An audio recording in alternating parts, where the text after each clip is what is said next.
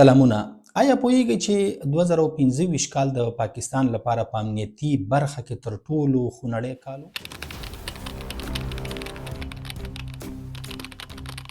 راپورونه وایي چې په تیره یوه لسیزه کې 2025 کال د پاکستان لپاره تر ټولو خونړی بلل شوی دی. په دې کال کې د پاکستان په بیلابیلو سیمو کې د وسلوالو حملو او د پاکستان د پاوځ په عملیاتو کې لږ تر لږه 3800 کسان وژل شوي دي او زرګونه نور ټپیان شوي دي. د پاکستاني رسنیو د راپورونو له مخې دا شمیر د 2024 کال په پرتله باندې 80% زیاتوالی ښیي.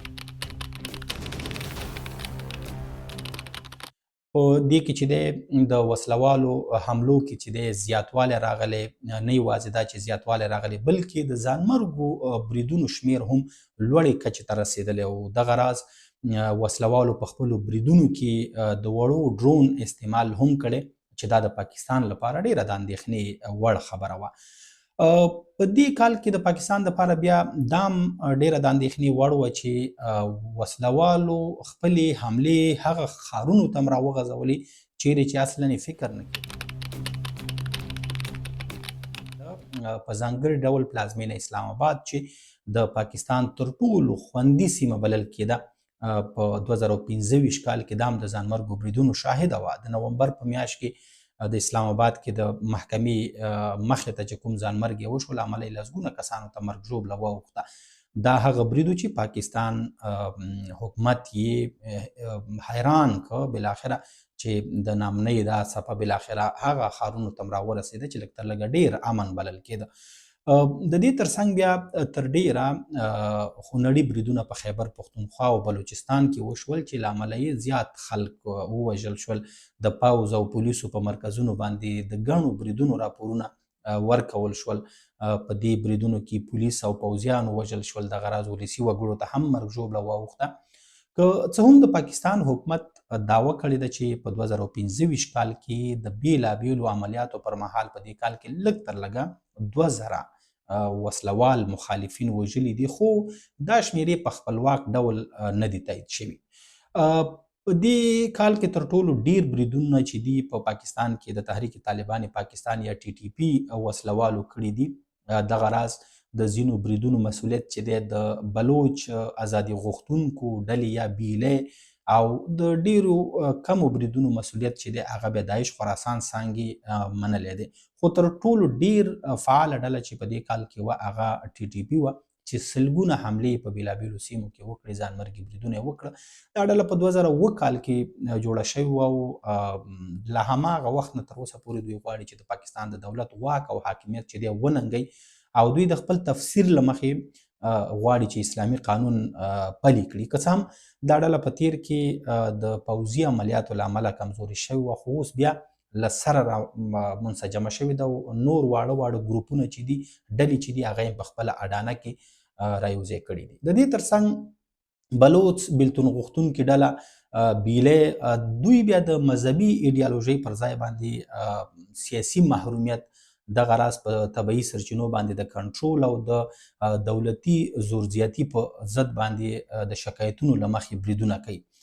د دوی هدف چې دی تر ډیره پوځي تاسیسات دي، د چین په همکارۍ باندې هغه جوړېدونکي پروژې دي او چې په هغه سیمه کې کوي. خو دوی په 2025 کال کې ځینې ملکي ځایونه هم هدف وګرځول. په ځانګړي ډول د جعفر ایکسپریس باندې چې دوی حمله وکړه او له امله یې زیات شمیر ملکي وګړي چې دی یرغمل کړل او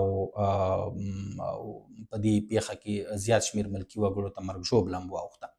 پاکستان دعوه لري چې په افغانستان کې د طالبانو تر واک لاندې د طالبانو حکومت چې دی د دوی وسلوالو مخالفینو ته خوندي ځایونه ورکړي دي، خو د طالبانو حکومت په وار وار باندې دا ادعاوې رد کړي دي او ویلي دي چې د پاکستان نامني د دې هیواد کورنۍ مسله ده او باید د دې هیواد واکمنان له خپلو خلکو سره خپلې ستونزې د خبرو له لارې نه حل کړي. په هر صورت 2025 کال د پاکستان لپاره په امنیتي لحاظ باندې خونړی بلل کېږي. دغه راز په کور دننه د دوی کوم سیاسي لانجې چې په 2025 کال کې موجودې وي او لا هم موجودې دي، دا هم د نامنۍ په برخه کې هغه څه بلل کېږي چې لږ تر لږه په نامنۍ کې اغیز درلودلو په ځانګړي ډول د تحریک انصاف او د واکمنو ګوندونو ترمنځ جنجالونه چې کله کله د رسنیو سرټکي جوړېدل، دغه راز د عمران خان بندي کېدل. نو دا سیاسي تاوتریخوالی هم په دې هیواد کې چې دی د نامنۍ یو لوی لامل بلل کېدو. دا چې په 2026 کال کې دا هیواد په دې توانیږي که نه چې لږ تر لږه په دې هیواد کې د نامنۍ مخه ونیسي، په دې اړه باندې له وړاندې نه څه نشي ویل کېدلی، خو د امنیتي چارو زیات شمیر پوهان په دې باور دي چې تر ډیره نامني د پښتنو او د بلوڅو په سیمه کې دا هغه سیمې چې پاکستان اصلا دې سیمو ته توجه نه کوي او ډیر نه غواړي چې په دې سیمو کې پرمختګونه رامنځته شي، او تر ډیره هغه د نړیوالو لوبو مرکزونه چې دي همدا سیمې پاتې کیږي او د پاکستان پوځ چې دی د دې لوبو لوبغاړي پاتې شوي دي. تر ډیره دعوا او شکونه دا موجود دي چې دا ځل بیا هم د پاکستان پوځ غواړي چې د پښتنو سیمې نه امنه کړي، د بلوڅو سیمې نه امنه کړي، او هغه متل چې اوبه خړې که او مایان پکې ونیسه، هغه متل عملي کړي، دوی خپلې ګټې پکې وسنجي او دغه راز د نړیوالو ګټو دپاره دلته بیا یوه لویه شخړه جوړه کړي او چې له امله به پښتانه او بلوڅ تر ډیره زیانمن واوسي. خو د کتونکو په باور د دې لوبو مخه هغه مهال نیول کېدلی شي چې د دې سیمو خلک بالاخره راویښ شي، د دې سیمو خلک هڅه وکړي او اجازه ورنکړي چې لږ تر لږه د دوی په سیمو کې نامني جوړه شي.